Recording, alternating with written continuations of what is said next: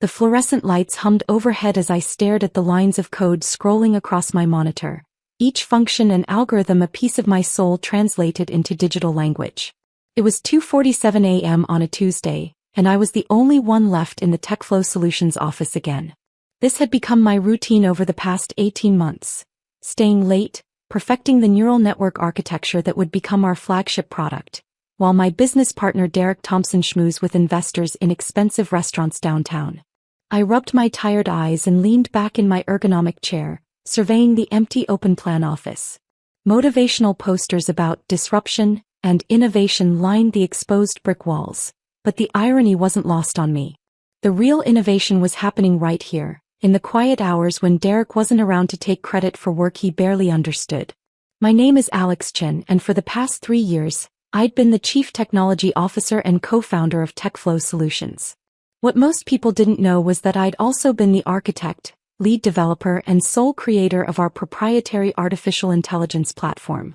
Derek handled the business side, the networking, the funding rounds, the press interviews where he'd flash his practice smile and speak in buzzwords about revolutionary AI solutions. The next morning, Derek strode into the office wearing his signature navy blazer and that confident smile that had charmed venture capitalists out of $12 million in funding. His perfectly styled hair and expensive cologne announced his presence before he even spoke. "Alex, buddy," he called out, clapping me on the shoulder as I nursed my third cup of coffee. "Big day today. Board meeting at 10. Hope you're ready to dazzle them with the technical stuff." I looked up from my laptop where I'd been reviewing the latest performance metrics. Our AI platform had just processed its millionth transaction with 0 errors, a milestone that should have excited any genuine tech entrepreneur. But Derek's eyes were already scanning his phone, probably checking his social media metrics. "The platform is performing beyond our initial projections," I said, pulling up the dashboard.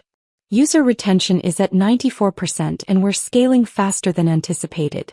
The machine learning algorithms I implemented are actually improving efficiency by..." Great, Derek interrupted, not bothering to look at my screen. "Just keep it simple for the board, yeah? Not everyone speaks computer." I bit back my response. Derek had a talent for reducing complex innovations to sound bites, but lately his dismissiveness felt more pointed. Over the past few months, I'd noticed subtle changes in his behavior. He'd started referring to TechFlow as his company in interviews, describing me as a talented engineer rather than a co-founder. When tech journalists asked about the platform's development, he'd speak vaguely about our team's collective vision, while positioning himself as the visionary leader. The boardroom at 10 a.m. was filled with the usual suspects: Margaret Singh from Avalon Ventures, Robert Hayes from Tech Capital, and 3 other investors who'd backed us through our Series B funding. Derek sat at the head of the polished conference table like he owned the place, which, according to our incorporation documents, he most certainly did not. "Ladies and gentlemen," Derek began, his presentation clicker in hand, "today marks a pivotal moment for TechFlow Solutions. Our AI platform has exceeded all projections, and we're ready to discuss our expansion strategy."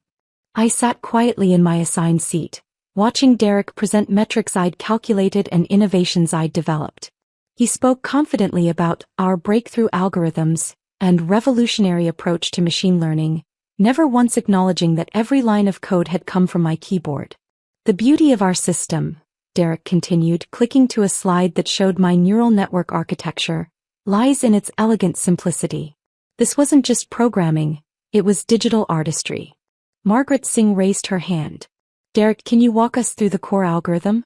Our technical advisor had some questions about scalability. Derek's confident smile flickered for just a moment. "Alex can handle the technical deep dive. That's his specialty." I stood up, moving to the presentation screen. For the next 20 minutes, I explained the intricate details of the system I'd built from scratch. The machine learning protocols, the data processing pipelines, the predictive analytics engine that made our platform unique in the marketplace. The investors leaned forward, asking increasingly sophisticated questions that Derek couldn't have answered if his life depended on it. "Impressive work," Robert Hayes said when I finished. "This level of innovation is exactly why we invested in TechFlow." Derek's jaw tightened almost imperceptibly. After the investors left, he asked me to stay behind in the conference room. The afternoon sunlight streaming through the floor-to-ceiling windows cast long shadows across the polished table. "We need to talk," Derek said, his tone suddenly formal. Gone was the buddy-buddy facade he'd maintained for 3 years. "About the expansion strategy?" I asked, genuinely confused by his shift in demeanor. Derek walked to the window, his back to me. "Alex, I've been thinking about the direction of this company. We're at a crucial juncture and I need to make some difficult decisions." Something cold settled in my stomach. I'd heard this tone before in other contexts, when Derek was about to deliver news that would benefit him at someone else's expense. "TechFlow needs a singular vision moving forward," he continued, turning to face me. "The board agrees that too many cooks in the kitchen can spoil the broth." "What are you saying, Derek?" I kept my voice level, though my heart rate was accelerating. He sat down across from me, adopting what I recognized as his negotiation posture. Leaning back slightly, hands steepled, that practiced expression of manufactured concern. "You're out, Alex. This was always my vision and it's time for me to execute it without complications." The words hit me like a physical blow. I stared at him, processing what I'd just heard.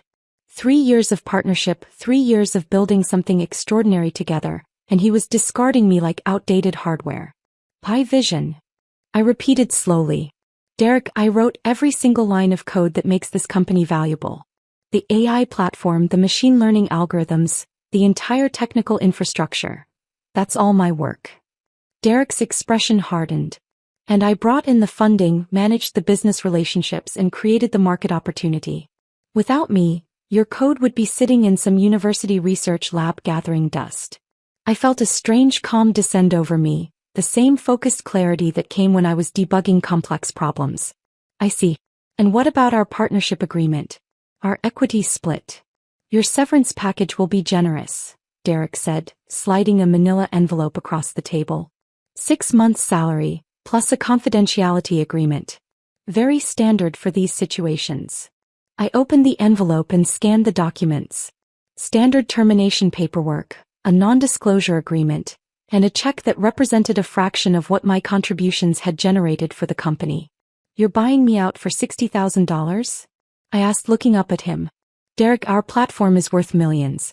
The intellectual property alone." "The intellectual property belongs to TechFlow Solutions," Derek interrupted. "Everything developed during company time, using company resources, is proprietary to the organization. You signed those agreements when we incorporated." I stood up slowly, folding the paperwork back into the envelope. Derek was watching me carefully, probably expecting an emotional outburst, threats, or desperate pleading. Instead, I felt that familiar analytical mindset kick in, the same systematic approach I used when architecting complex systems. "I'll need to clean out my desk," I said quietly. Derek nodded, his relief visible. "Of course. Take your time." I walked back to my workstation in the main office area, where several employees were pretending not to stare. Word travels fast in a small company, and the tension from the conference room had probably been palpable even through the glass walls. Jennifer Liu, our junior developer who I'd mentored for the past year, approached hesitantly. "Alex, is everything okay?" "Just a change in direction," I said, pulling my personal laptop from my desk drawer. "Sometimes these things happen in startups." As I packed my few personal belongings, a coffee mug from my alma mater, a small plant my sister had given me, a framed photo of my family, I could feel Derek watching from his corner office. He was probably already planning his press release about TechFlow's streamlined leadership structure and renewed focus on market expansion. The irony was almost amusing. Derek thought he was acquiring sole control of a valuable company, but he was actually inheriting a house of cards built on intellectual property he didn't own. Over the past 2 years, I'd been quietly filing patent applications for the core innovations that made our platform unique. Not through TechFlow's corporate lawyers, but through my own intellectual property attorney, using my personal time and resources to document inventions that predated our formal partnership agreement. I'd learned this strategy from my previous startup experience, where I'd watched brilliant engineers get squeezed out by business-focused partners who contributed capital but no real innovation.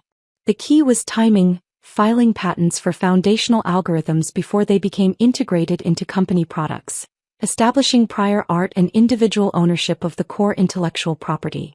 Derek had no idea that the company time he referenced in our termination meeting hadn't actually begun when we signed our partnership papers. The breakthrough AI algorithms that made TechFlow valuable had been developed in my apartment, during evenings and weekends, months before Derek and I formalized our business relationship.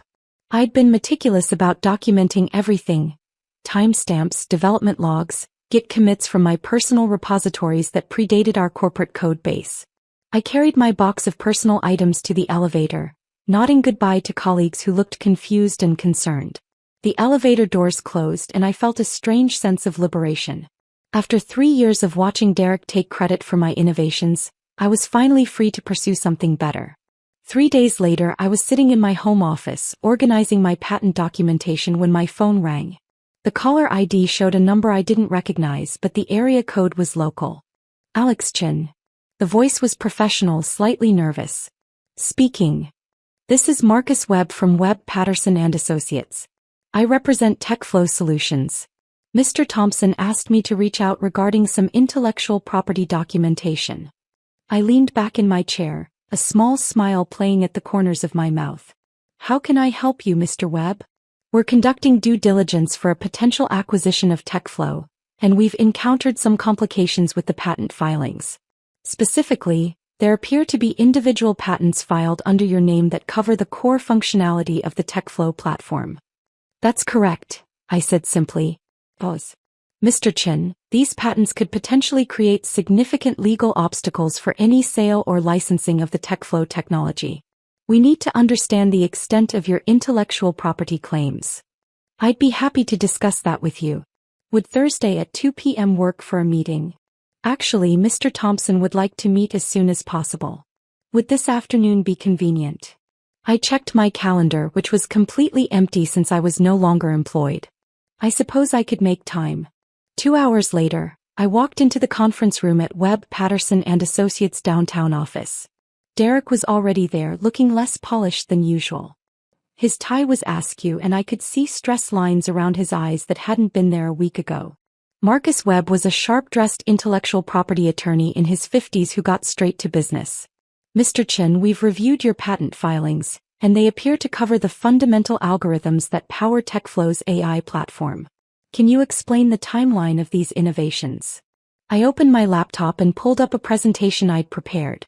Certainly. The core machine learning algorithms were developed between March and August of 2021. Primarily during evenings and weekends while I was completing my previous consulting contract. I filed provisional patent applications in September 2021. Derek and I didn't sign our partnership agreement until November 2021. Derek's face had gone pale. That's impossible. We developed everything together after we incorporated. Actually, Derek, what we did after incorporation was integrate my existing algorithms into a commercial platform. The underlying innovations, the neural network architecture, the predictive analytics engine, the data processing protocols, those were my individual contributions to our partnership. I clicked through documentation that showed the development timeline, Git commits from my personal repositories, and correspondence with my patent attorney that predated TechFlow's existence as a legal entity. Marcus Webb studied the documents, occasionally glancing at Derek, whose confident demeanor was crumbling by the minute. Mr. Chin, what are your intentions regarding these patents? That depends on Mr. Thompson, I said, looking directly at Derek.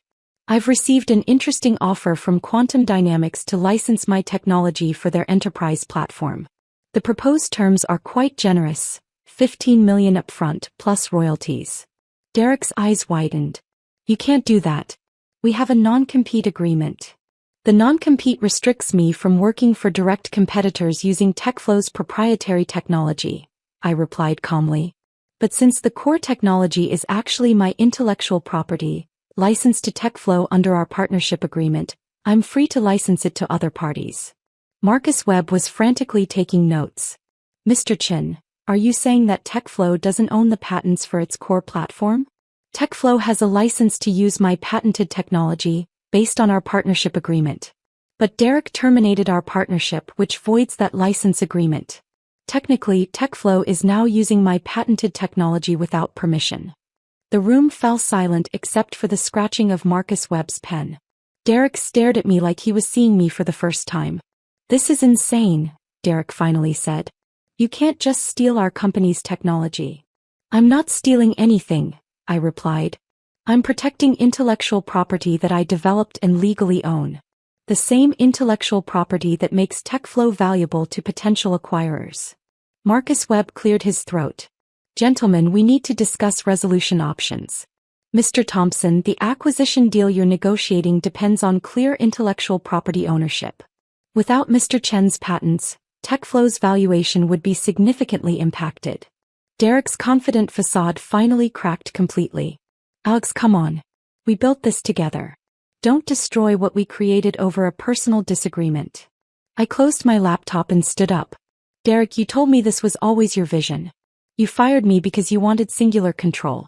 Now you have it, control over a company that can't legally use its own technology." Over the following weeks, the situation escalated exactly as I'd anticipated.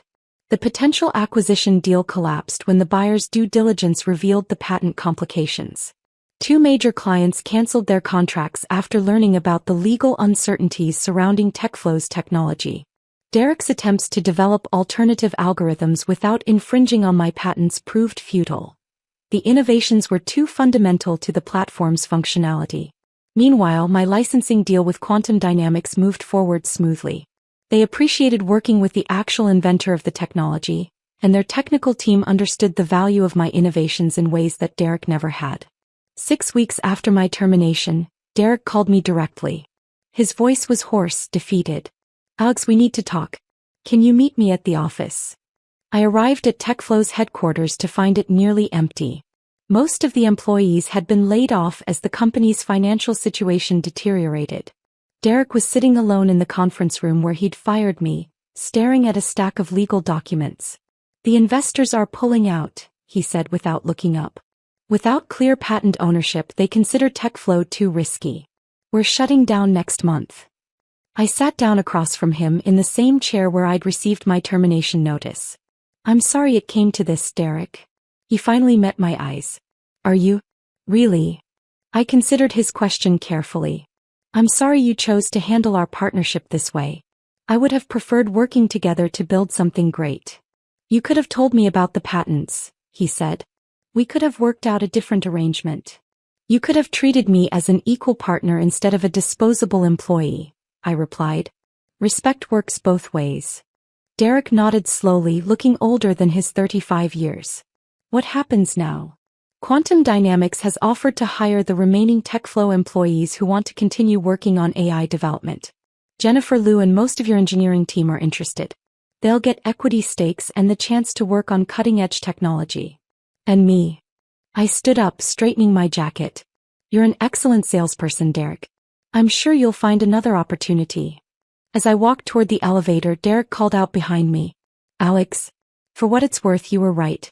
It was your vision all along." I turned back to look at him one last time. "No, Derek. It was our vision. You just forgot that partnerships require partnership." 6 months later, I was standing in the lobby of Quantum Dynamics' new research facility, watching Jennifer Liu explain our latest algorithmic breakthrough to a group of impressed investors. The technology we'd developed was light years beyond what TechFlow had achieved, unconstrained by Derek's short-sighted business decisions and powered by a team that understood the value of collaborative innovation. My phone buzzed with a text message from an unknown number. "Saw the article about your IPO filing. Congratulations. You deserved better than what I gave you. Derek." I smiled, typing back a simple response. "Good luck with your next venture." Sometimes the best revenge isn't revenge at all. It's building something so extraordinary that your former adversaries can only watch from the sidelines, wondering what might have been if they'd chosen respect over exploitation.